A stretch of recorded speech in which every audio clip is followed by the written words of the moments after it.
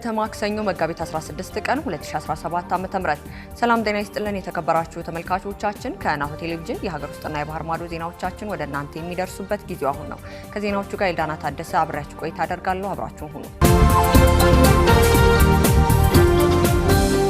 ቀዳሚ ወዳደረግነው የሀገር ውስጥ መረጃችን እናልፋለን። በኢትዮጵያ 8 ሚሊዮን የሚጠጉ ልጆች ከትምህርት ገበታቸው ውጭ ናቸው ተባለ። የትምህርት ቤት መሰረተ ልማት ማሻሻያ ህዝባዊ ንቅናቄ በሚል መጋቢት 15 ቀን 2017 ዓ.ም በባህር ዳር ከተማ ውይይት ተካሂዷል። በግጭትና በሌሎች የተለያዩ ምክንያቶች በመላ ሀገሪቱ 8 ሚሊዮን የሚጠጉ ተማሪዎች ከትምህርት ውጭ መሆናቸውን ትምህርት ሚኒስቴር አስታውቋል። በሌላ በኩል ከህብረተሰቡ በተሰበሰበ 39 ቢሊዮን ብር 7000 በላይ አዳዲስ ትምህርት ቤቶች ተገንብተዋል ተብሏል። በተጨማሪም ከ30 ሺህ ትምህርት ቤቶች በላይ ዳግም ጥገና ተደርጎላቸዋልም ተብሏል። በመድረኩ ላይ የተገኙት የትምህርት ሚኒስተር ፕሮፌሰር ብርሃኑ ነጋ እንዳሉት በግጭቶችና በሌሎች ምክንያት በመላ ሀገሪቱ መማር ከነበረባቸው ህጻናትና ታዳጊዎች መካከል 7.8 ሚሊዮን የሚሆኑት ከትምህርት ውጭ ሲሆኑ 4 ሚሊዮን ያህሉ ደግሞ በአማራ ክልል ይገኛሉ ብለዋል። በአማራ ክልል ባለው ጦርነት ምክንያት ከ3700 ትምህርት ቤቶች ከስራ ውጭ መሆናቸውንም ሚኒስተሩ አመላክተዋል። በአጠቃላይ እንደ ሀገር ወደ ትምህርት ቤት መምጣት ከነበረባቸው ተማሪዎች መካከል 7.8 ሚሊዮን በላይ የሚሆኑ ህጻናትና ታዳጊዎች ከትምህርት ገበታ ውጭ ናቸው። በአማራ ክልል ብቻ አሁን ባለው ግጭት ምክንያት ከ4 ሚሊዮን በላይ ተማሪዎች ከትምህርት ውጭ የሆኑ ሲሆን ከ3700 በላይ ትምህርት ቤቶች ከመማር ማስተማር ስራ ውጭ ናቸውም ተብሏል። በአማራ ክልል ርዕሰ መስተዳደር አቶ አረጋ ከበደ በበኩላቸው በክልሉ ከተመዘገቡ የትምህርት አፈጻጸም ዝቅተኛ መሆኑን በክልሉ ካለው የጸጥታ መደፍረስ በተጨማሪ ሌሎች ምክንያት እንዳሉም በመድረኩ ላይ ተናግረዋል። ርዕሰ መስተዳድሩ የትምህርት ብስራት በክልሉ የጸጥታ ችግር ከመከሰቱ በፊትም እንደነበረ ጥናቶች እንደሚያመላክቱም ተናግረዋል። በአማራ ክልል ያለምንም የጸጥታ ችግር አጀንዳ ለማሰባሰብ መግባባት ላይ መደረሱ ተነገረ። የኢትዮጵያ ሀገራዊ ምክክር ኮሚሽን ከመጋቢት 27 ቀን 2017 ዓ.ም ጀምሮ በአማራ ክልል ባህር ዳር ከተማ የአጀንዳ ማሰባሰብ የምክክር ምዕራፍ እንደሚያከናውንና አጀንዳ የማሰባሰብ ሂደቱም ያለምንም የጸጥታ ችግር እንዲከናወን ከመግባባት ላይ መደረሱ ተሰምቷል። የሕዝብ ተወካዮች ምክር ቤት የካቲት 11 ቀን 2017 ዓ.ም ባካሄደው አስቸኳይ ስብሰባ የኢትዮጵያ ሀገራዊ ምክክር ኮሚሽን የ3 ዓመት የስራ አፈጻጸም በማዳመጥ ያልተከናወኑ ተግባራትን ከግምት ውስጥ በማስገባት የኮሚሽኑን የስራ ዘመን ለ1 ዓመት ማራዘሙ ይታወሳል። ኮሚሽኑ ኃላፊነቱን እንዲወጣ በተጨማሪ በተሰጠው የ1 ዓመት ጊዜ ውስጥ ከሚያከናውናቸው ተግባራት መካከል በአማራ ክልል የአጀንዳ ማሰባሰብ የምክክር ምዕራፍ ማከናወን እንዲሁም ደግሞ በትግራይ ክልል የተባባሪ አካላት ስልጠና፣ የተሳታፊ ልየታና የአጀንዳ ማሰባሰብ ምክክር ምዕራፎችን ማካሄድ የሚገኙበት ይሆናል። የሀገራዊ ምክክር ኮሚሽኑ አጀንዳ የማሰባሰብና የተሳታፊ ልየታ ካልተካሄደባቸው ሁለቱ ክልሎች መካከል አንዱ በሆነው በአማራ ክልል ያለምንም የጸጥታ ችግር አጀንዳ ለማሰባሰብ ስምምነት ላይ ተደርሷል። በዚህም መሰረት በክልሉ አጀንዳ የማሰባሰብ ስራ በአጭር ጊዜ ውስጥ እንደሚጀመርም ይጠበቃል። በኢትዮጵያ 5 ሚሊዮን የሚሆኑ የህብረተሰብ ክፍሎች አእምሮ እድገት ውስንነት ተጠቂ መሆናቸው ተገለጸ። በዓለም ጤና ድርጅት አሃዝ መሰረት በተለይም ከዓለም ህዝብ ውስጥም በአማካኝ 3% የሚሆኑት የአእምሮ እድገት ውስንነት ያለባቸው ሲሆን በኢትዮጵያ ደግሞ 5 ሚሊዮን በላይ የሚሆኑት የአእምሮ እድገት ውስንነት ያለባቸው የህብረተሰብ ክፍሎች እንዳሉ የተደረገ ጥናት ያመላክታል። በኢትዮጵያ የአእምሮ እድገት ውስንነት ያለባቸው ታዳጊዎች ላይ በጣም ከፍተኛ የሆነ አድሎና መገለል እንደሚደርስባቸው በጥናቱ ተጠቁሟል። በርካታ የማህበረሰብ ክፍሎች ከአምላክ እንደመጣ የኃጢአት ቁጣ የመቁጠር የተሳሳተ አመለካከት በመኖሩ ልጆቹን ወደ ትምህርት ቤት ለመላክና ከቤት ይዞ ለመውጣት ፍራቻ እንደሚያድርባቸውም ተናግረዋል። በአብዛኛው የአእምሮ እድገት ውስንነት ያለባቸው ልጆች ከዝቅተኛ የኑሮ ደረጃ ከሚኖሩ ወላጆች የሚመጡ መሆናቸውንና ለቤተሰባቸው እንደ ሸክም የሚቆጠሩ በመሆናቸው በወላጆቻቸው ፍቅርና እንክብካቤ የሚነፈጋቸው በመሆኑ እንደ ሌሎች ልጆች ለመማር እድል ስለማይገኙ በቤት ውስጥ ተወስነው ይቀራሉ ተብሏል። ይህም ተያያዥ ለሆኑ ሌሎች አካል ጉዳቶችና ለወሲባዊ ጥቃት በከፍተኛ ሁኔታ ተጋላጭ እንደሆኑም ያደርጋቸዋል ተብሏል። ቀደምቶቻችን ኑሯቸውን ለማሸነፍ ተግተው የድካማቸው ውጤት ፍሬ ሲያፈራ ሰፍረው ለምስጋና ወደ ቤተ እግዚአብሔር ያቀርቡ እንደነበር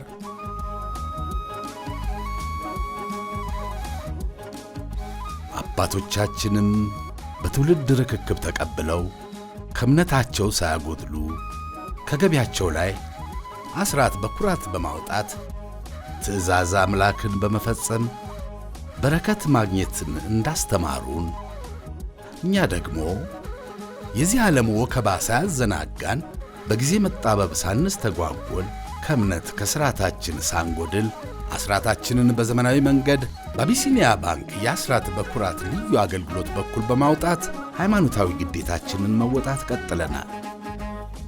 እርሶም የአቢሲኒያ ባንክ አስራት በኩራት ልዩ አገልግሎት ተጠቃሚ ይሁኑ። አቢሲኒያ የሁሉም ምርጫ። እነሆ የምስራች! የ10 አየር መንገድ የበረራ ትኬት ለውድ ደንበኞቹ በተቀላጠፈና አስተማማኝ በሆነ መንገድ እያቀረበ ያለው። በዚህም በደንበኞቹ የተመሰገነው ጉዞጎ አሁን ደግሞ ተደራሽነቱን በማስፋት ተጨማሪ ባንኮችን በማካተት ለውድ ደንበኞቹ የበለጠ አስተማማኝ ለመሆን ችሏል። የጉዞጎን አፕሊኬሽን ከአፕ ስቶር ወይም ከፕሌይ ስቶር በማውረድ የመነሻና የመድረሻ ከተማዎትን መርጠው ዋጋ አወዳድረው የሀገር ውስጥም ሆነ ዓለም አቀፍ በረራ ማድረግ ካሰቡ የበረራ ትኬቶን ክፍያ በአቅራቢያው በሚገኙ ባንኮች አንድም በአካል በመሄድ ወይም በኦንላይን የክፍያ አማራጮች ክፍያዎትን በመፈጸም የበረራ ትኬቶን በእጅ ያስገቡ። ከዚህም በተጨማሪ እንደ ሁል ጊዜው ወደ ጉዞጎ የጥሪ ማዕከላችን 7473 በመደወል ከሙሉ የበረራ መረጃ ጋር የ24 ሰዓት የትኬት አገልግሎት ማግኘት እንደሚችሉ ስናበስሮ በታላቅ ደስታ ነው። ለበረራዎ ጉዞጎ።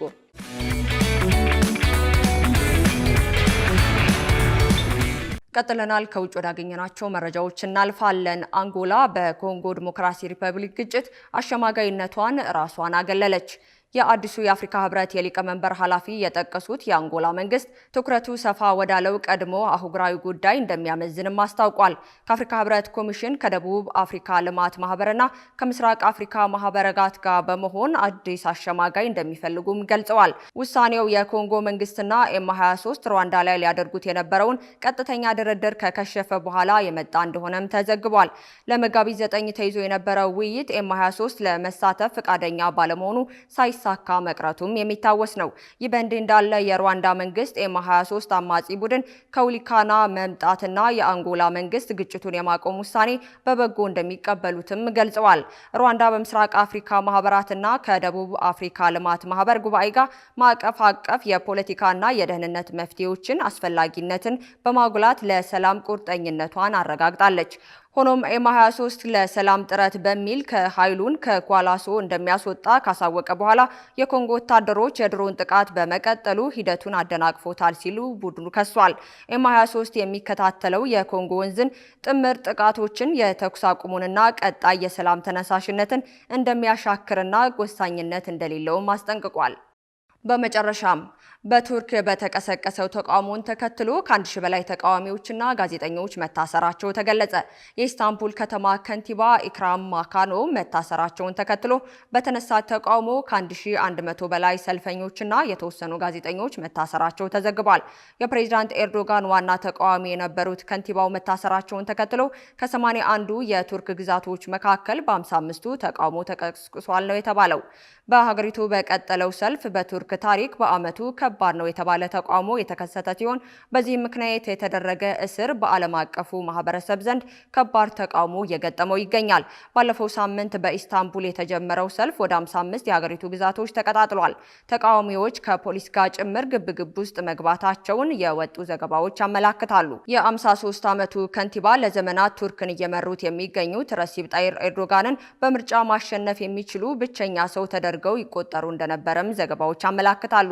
ከንቲባው ቱርክ ከ2028 ለምታደርገው ምርጫ ለመወዳደር የተቃዋሚ ፓርቲ እጩ በመሆን በከፍተኛ ድምጽ ተመርጠው እንደነበረም ተዘግቧል። ካሽጎ በየትኛውም ዓለም ሆነው በማንኛውም ሰዓት ለወገኑ የሚደርሱበት ፈጣን የገንዘብ መላኪያ ተከፈተሎ። ማስተርና ቪዛ ካርዶን በመጠቀም ከ5 እስከ 20 ዶላር የሚልኩበት አዲስ የገንዘብ መላኪያ መንገድ። ካሽጎን ለየት የሚያደርገው የትኛውም የገንዘብ ዝውውር በፍጥነት አገልግሎት ከመስጠቱም ባሻገር ለማንኛውም አገልግሎት ምንም አይነት ክፍያ አለመጠየቁ ነው። በሀገራችን ታሪክ ገንዘብን ከውጪ ወደ ሀገር ቤት በማስተላለፍ በመተግበሪያ መልክ አገልግሎት መስጠት የጀመረው የመጀመሪያው ሀገር በቀል የገንዘብ መላኪያ ዘዴ ካሽጎ ከ4500 በላይ ባሉ የባንክ ቅርንጫፎች አገልግሎት እየሰጠ ይገኛል። ገንዘቦን በሰኮንዶች ልዩነት ውስጥ ይፈልጉ በአካውንቶ ወይንም በእጆ ቆጥረው የሚወስዱበት ልዩ ዘዴ። በቅርቡ ሁሉንም ኢትዮጵያዊ ባለቤት ለማድረግ ጉዞ የጀመረው ካሽጎ ዛሬውኑ መተግበሪያውን በስልኮ ላይ በመጫን የአገልግሎቱ ተጠቃሚ ሆኑ። ፍጥነት መለያችን፣ ኢትዮጵያን መክፈቻችን፣ ካሽጎ ነው መላኪያችን። ካሽጎ የአዲሱ ትውልድ ብራንድ። ከናሁ ቴሌቪዥን ለሰዓቱ ያዝንላችሁ መረጃዎቻችን የእስካሁኑን ይመስሉ ነበር። ከመረጃዎቹ ጋር ኤልዳና ታደሰ አብሬያችሁ ቆይታ አደረኩኝ። የናሁ ፕሮግራሞች ወደ እናንተ መድረሳቸውን ይቀጥላሉ። መልካም ቀን።